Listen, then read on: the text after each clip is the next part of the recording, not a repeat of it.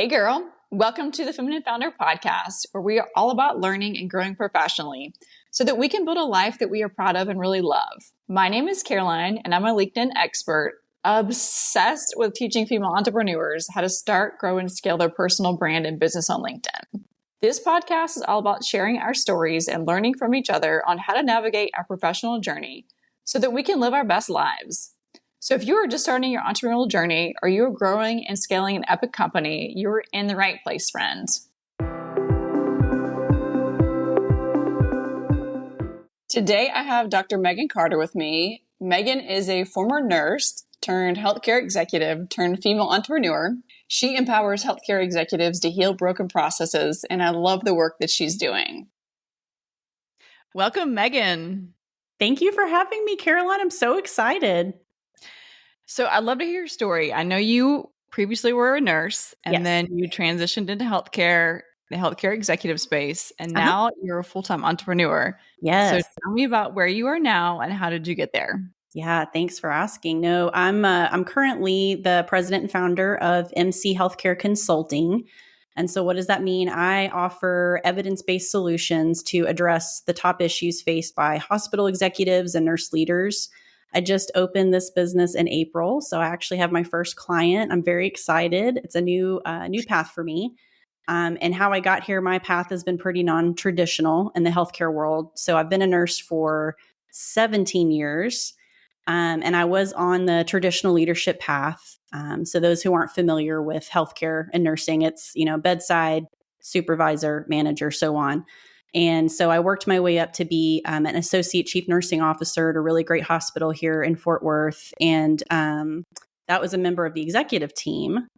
Went through the pandemic with my team. We all got through that. And then when the pandemic was over and things kind of calmed down enough to really pause and reflect, I recognized that like many other healthcare workers who had gone through that experience, I needed to take some time for myself. So I chose to take a professional sabbatical, which is really unusual in America. And it's really even more unusual in healthcare, just based on our culture. So I made the difficult choice to take 6 months off, work through that with the team. And that time was really powerful for me because I was able to really pause and reflect on how I wanted to spend the next 20 years of my career. And realizing in that time that what I love to do is take care of nurses and doctors and the people who are giving patient care. And I wanted to do that full time. So had this crazy idea to start a consulting firm where I can offer the services that I know I feel like I do well and where I can be of best support to them. And having gone back to school so many times and being a sucker for that, the great thing about it is I met a lot of great people, but it's also given me skills to translate real research into practice and help these leaders really innovate at the bedside and make things better for the people who are working there. I love that story. And I want to hear more about, okay, so you were on your sabbatical. Did a light bulb go off? Did you have a conversation with your significant other? Were you with friends? What prompted you to start your own business? Yes to all those. It was not expected. It's funny in my mind, you know how you're just walking along and you have these great ideas. I thought, I'll take these 6 months. I'll heal. I'll feel great. I'll know exactly what I want to do. I'm going to get some cush remote job. I'm not going to be stressed out anymore. And then it actually comes time to pull the lever on that. And I thought, something inside me just kept saying, that's not the right path for you. And reflecting with my husband, who's wonderful, and my mom and sister and friends, it's, Megan, clearly what you love is helping people. And the further along I got in the leadership role, the further I felt away from that. And so I thought, they actually were the ones that suggested maybe you should be a consultant. And I laughed at first. I thought, well, everybody's up to their ears in consultants. Who am I to come out and offer this service? And then just the positive feedback of, well, but you've also been in their shoes. You've sat at the boardroom table listening to consultants pitch you things. You've seen it work well. You've seen what doesn't work well. Why wouldn't you put that together? And if your passion is helping them, why not focus on that? So that just lit a fire in my chest. I just knew that that's what I was meant to do. And it's been very difficult in the transition, but it's also been the most exciting, fulfilling thing that I've ever done. So I'm very grateful to be here. So let's talk more about the work that you do. We all know that the healthcare sector, at least in America, is all over the map. And especially with a lot of private equity going in and buying out hospitals now, it just Mm-hmm. is like, okay, are we here to make a profit? Or are we serving our patients? Mm-hmm. So what are the top 3 issues that you're seeing in healthcare right now? Yeah. So to follow along with what you just said, for folks who aren't aware, they're not, maybe don't work in healthcare that are listening to this, the United States healthcare system is number 1 on the planet for cost. We are the single most expensive healthcare system on planet Earth. And you would think that being the most expensive, that must mean we give really great care. Well, when you look at quality and you look at safety, breaks my heart to say this, we're actually at the bottom. And that's even if you exclude third world countries from that. If you look at other first world countries around the world, we rank at the bottom for things like maternal mortality. So you have to ask yourself, we're spending all this money's flying around. It's so expensive here. You guys all feel it when you go to the doctor's office. Where the heck is that money going, and why can't we get better care? And I'll tell you, so the top 3 issues facing these healthcare leaders right now, number 1 is the workforce. And you probably hear sometimes in the news, it might touch your lives a little bit, but we have a massive shortage in the healthcare workforce in the US, especially with nurses and specialty physicians. And the American College of Healthcare Executives does a survey every year of CEOs in healthcare. And year over year, 2023, it really jumped up. Workforce was number 1 on their mind.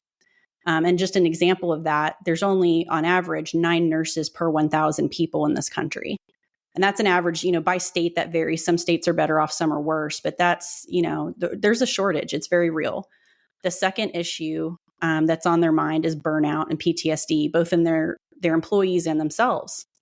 It was bad before the pandemic. We were very fragile to begin with. And then when the pandemic hit, it took that fragile system and just tore it to pieces. And unless you've been through that through a healthcare worker lens, it's really hard to understand what we felt and what we saw. I compare it to, it's like we were in a 2.5, 3-year war with an invisible enemy. And just like a citizen can't possibly begin to fathom what a military person sees and feels in a battle, no one else understands. So it's really hard to talk about. It's really hard to relate to people who weren't in it with us. But that's still very much a problem. I know people are saying it's over, the pandemic. That's great. And I'm grateful that it's over. I'm glad people are safer, but the burnout and the PTSD is still prevalent. And the third issue right now is the complexity and the workload that these folks are facing, whether it's a hospital, nursing home, wherever. We've thrown so much technology that's meant to do a real good, and it is doing real good, but we've thrown it at people at such a pace, and we've changed processes so fast, we've never really stopped to reevaluate previous workflow. So what you end up with are these metaphorical plates that are too full, and the impact is that patient care suffers. So again, bottom of the planet when you rank, quality and safety, it's because it's just too chaotic and too complex. So I want to dig a little deeper here. So why is there such a shortage? Yeah. We study this. Like, this is a full-time job for so many people. There are brilliant groups of people that are studying this. So we know currently, so these are statistics. So we know nurses are leaving the workforce en masse here in the US. One of the reasons is retirement. The median age of the RN in the US is 46. Folks are looking to retire. I don't blame them one bit. If I could afford to do it, I'd join them. And then that was the plan to begin with. And then, of course, the pandemic. If you can afford to get out, why wouldn't you? It's a lot of hard work. There's another surprising portion, though, that's under the age of 35. And this group is really concerning to us because they're leaving the profession due to the burnout and the PTSD. They're leaving because of the patient workloads that they're facing. These are all contributing factors. We also know that over half of RNs leave their job in a current organization within the first 2 years. So they're not staying because of the conditions they're facing. And these conditions are not the result of negligence or poor management. It's the result of a big, complex system here in the US. We can't graduate enough new nurses to keep up with demand. And that's because faculty are not paid well enough. That's one issue. We know in 2021, over 90,000 qualified nursing school applicants were turned away from these degree programs because of a faculty shortage. So I'm giving you these examples and this data to paint this picture for you that it's not just one issue or two. There are so many factors feeding into this. And the current efforts that we're trying to put in place are like putting a Band-Aid on an arterial bleed. We have to just innovate with what we have today to survive, because we're not going to be able to fix this quickly and overnight. So what can employers or healthcare organizations do to increase, let's say they have a new nurse come on and they want her to stay longer than 2 years. Obviously, life circumstances happen with family or moving or whatnot, but what can they be doing to help lengthen that number? Yeah, it's a great question. So I'll tell you that that's the number one question. 90% of the professional conferences around healthcare are completely focused on that exact thing. And there are a lot of really great health systems that are doing very innovative things to try and address it. We're trying anything and everything. So the short answer is anything and everything, but things like new patient care models. So, assigning one nurse to X number of patients, maybe that's not the way to go. Maybe we take some of the tasks and assign it to someone else. Bringing LVNs, so licensed vocational nurses, back into the workforce. That was something that, for whatever reason in the 80s, we kind of did away with. Well, now we're bringing these folks back. They're brilliant and they're capable. We're looking for travel nurses. I mean, we're offering incentive programs, throwing as much money as we can at it to pull people in. And we even have formal partnerships with universities. But the reality is there's just not enough people. There aren't enough qualified nurses for everyone. So what you end up with is we're all competing with each other for the few qualified clinicians that are out there. So my hospital is going to pay my new nurse this much. My competitor across the street is going to up that by 10 cents. And you end up in these bidding wars. And these rural hospitals and these nursing homes are hit the worst. We're seeing closures at a rate we've never seen before in this country because they just can't afford and they can't find the right people. They can't find enough good nurses to do the work. I'm glad you brought up that point, because for those of you listening in my audience, at one point, it was actually during the pandemic, I did do travel nurse staffing. And the portals that we would go into that would have the job opportunities as a recruiter, the ones that were paying the most money were the rural hospitals. Yeah. And that tells you just how desperate they are. We know there isn't a lot of money at the hospital or the organizational level. So because nurses are so crucial, I mean, we're 60 to 70% of the healthcare workforce. If you don't have nurses, you have to close your doors. So and I'm not trying to paint a picture of gloom and doom, but just for folks who aren't in the healthcare world, this should concern all of us, you guys, because if you are going to seek any kind of medical care in the next 5 years, you're all going to feel the impact of this. If you have a doctor's appointment, or you end up a patient in a hospital, I know that today your experience probably, despite best efforts, feels like people are popping in and out of your room, spending 30 seconds or less. It's not because they don't care. It's not because they don't know how to do the job. It's just that chaotic and they're spread that thin. Thank you for sharing more insight into that, because I definitely have had similar experiences when I've been at the doctor or at the hospital. So it's good to know that everyone is experiencing it and that the healthcare professional is on your side. It does care about you. It just they're under the gun with time. Yep, absolutely. So I'd love to hear more about your patented clinician refocus framework. Yeah. So when I opened this consulting firm, I clearly thought about how best can we support people and address this. So this framework is, for me, it's designed to address this workload or workflow issue. So just to say out there again, not all doom and gloom, not all hope is lost. We're all trying to innovate. And so what I do with this framework is I try to really focus on how these folks are spending their time and trying to increase the amount of time they actually spend with the patient. Because we know when these folks have more time to really engage with you, to understand you, to do a full assessment, really direct your care, you're going to get safer care. So a great example, it's best explained if you're not familiar, just the way a shift works for like your average hospital nurse. Very short example. They come in for their shift. They are given a patient assignment. They get handoff report from the person leaving who had those patients. And then they hit the ground running, trying to do an assessment, understand the full clinical picture. They become the air traffic controller for all the other disciplines that are coming in to give great care. So they have to anticipate what the physician's going to need. Has the patient gotten better or worse? When is lab coming? When is respiratory coming? When is speech? Everybody. So they're trying to do all this, but at the same time, while they're trying to get to know you and build trust with you and look in your chart and understand this huge big picture, their phone's ringing, their pager's going off, there's call lights going off. Someone down the hallway is having a cardiac arrest, and now I have to leave and go address that. It's just pure chaos. Not all shifts are that bad. Not all shifts are like that. Not all hospitals are like this, but that's sort of your average day-to-day, what it's like to be a nurse. It's oversimplifying it. So this framework is I do time motion observations with the nurse. What the heck is a time motion observation? So I'm shadowing them and I have a tablet in my hand and I'm using software where I track their movement. I track the task that they're completing. So I name the task, but I'm also calculating how much time they're spending in that task. So I'm spending 3 to 4 hours. I'm not talking to anybody. I'm not interacting with I'm literally I am documenting how this person is spending their time. Well, when you do this 10 to 20 times and you get this really great baseline, you can take all that information and put it in something as simple as a pie chart. And you show these frontline folks how they're spending their time.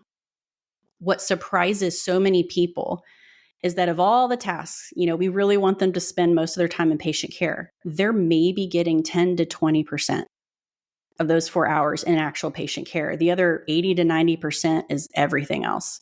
It's charting. It's running back and forth for supplies. It's being interrupted constantly. And so I show people that it's really powerful for non-clinical leaders to see that. They know nurses are overwhelmed, but showing them data that validates that's really powerful. So what do you do with that? So we take the nurses and who are the experts and I say, what would you like to do about this? What are your biggest barriers? And we just brainstorm. There's no bad ideas. We talk about everything in the world we could possibly do. Then we narrow that down to 1 or 2 interventions. We pick 1 or 2 things and 9 times out of 10, it's zero cost. It's something as simple as a refresher course on how to chart smarter, not harder. Or it's reorganizing the medications in the cabinet where they're stored so I can get to this little things. So we put these interventions in place and then I repeat the time motion observations to see how much time is saved. One powerful example is in my very first department where I did this. This was back in 2014. We looked at the first 4 hours of their shift, the busiest time. And we shaved off 2 hours, Caroline. So 50% of their shift of waste. We got rid of it. How did we do that? We listened to them. They told us what they needed. We gave them what they needed. We reorganized the way they did things. The medications, we reduced interruptions. So they got more time. That 2 hours is time back at the bedside with the patient. So guess what happened to all those metrics that we measure? Safety, quality, patient satisfaction, employee engagement, all of those went up. It was so successful that actually our CEO at that hospital at that time, who I've still to this day have great respect for, had me present this to the board. And he said, maybe this is the way we evaluate and how we innovate to take the few precious people we have and just simply reorganize their workload and their workflow. If I can't make enough nurses come out, if I can't get enough human beings to do all this work, why don't we look at the work itself and just reevaluate? And the power of it is you're letting the people doing the work, the experts giving care, decide how they want to address their workflow and their workload. And it's powerful. And 9 times out of 10, it costs absolutely nothing. Those interventions are usually very simple things. They just need the space to really see their data and space to really think about how they could do it differently.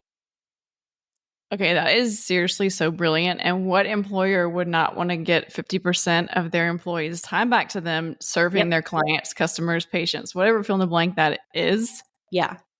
That's amazing. Well, thanks. I hope so. I hope it's helpful. So what's lighting up with some of the clients you're working with right now?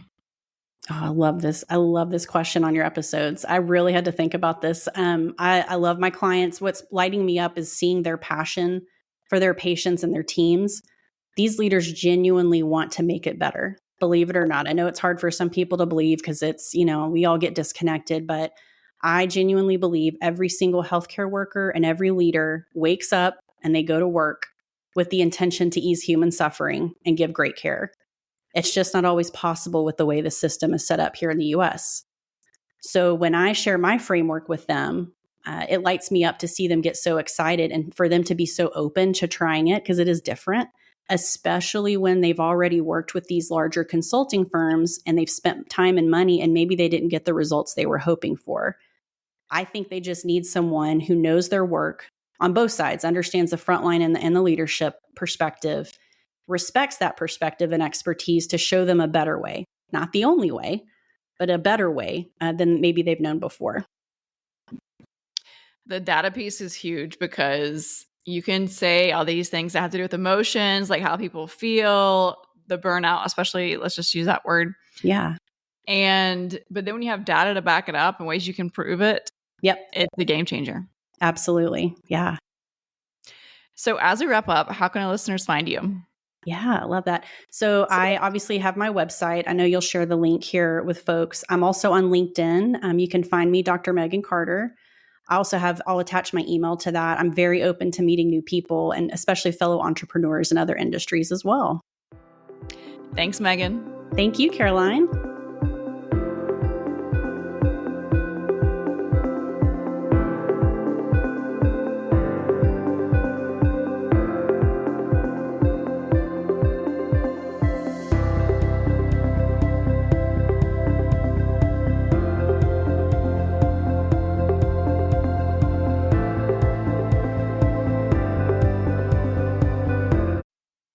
It's that time of year again. Summertime is in full swing. I don't know if you're like me, but your girl hates drinking a warm beverage.